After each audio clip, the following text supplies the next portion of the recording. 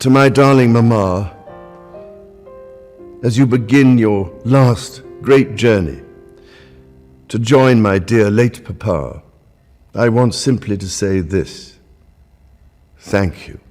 May flights of angels sing thee to thy rest.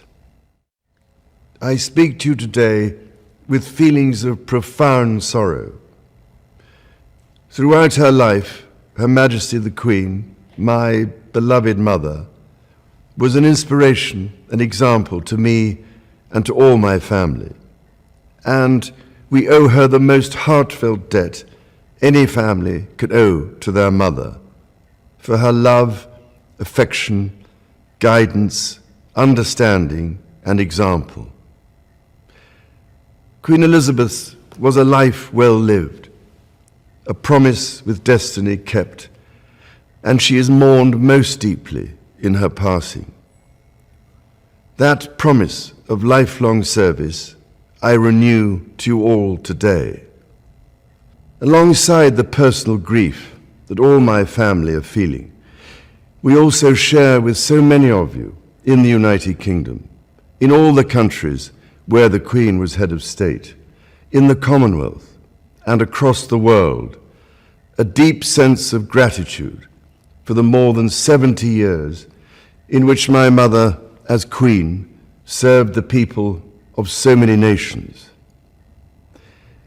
In 1947, on her 21st birthday, she pledged in a broadcast from Cape Town to the Commonwealth to devote her life, whether it be short or long, to the service of her peoples. That was more than a promise. It was a profound personal commitment which defined her whole life. She made sacrifices for duty.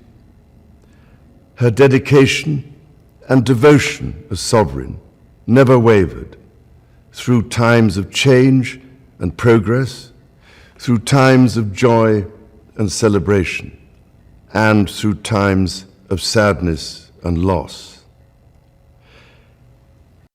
I'm going to need you more than you need me. In a life of service, we saw that abiding love of tradition, together with that fearless embrace of progress, which makes us great as nations. The affection, admiration, and respect she inspired became the hallmark of her reign.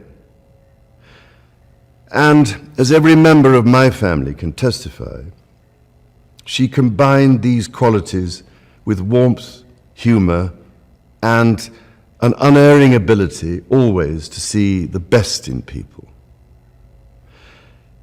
I pay tribute to my mother's memory, and I honor her life of service.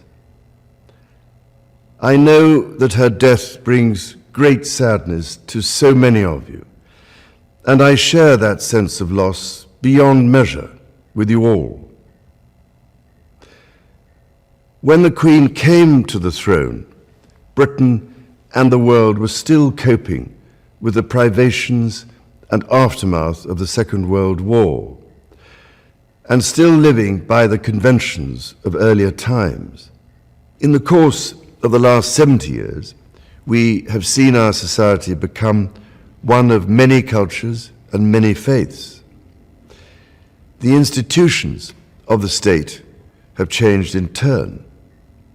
But through all changes and challenges, our nation and the wider family of realms, of whose talents, traditions, and achievements I am so inexpressibly proud, have prospered and flourished. Our values have remained and must remain constant. The role and the duties of monarchy also remain, as does the sovereign's particular relationship and responsibility towards the Church of England, the church in which my own faith is so deeply rooted. In that faith and the values it inspires, I have been brought up to cherish a sense of duty to others, and to hold in the greatest respect the precious traditions, freedoms, and responsibilities of our unique history and our system of parliamentary government.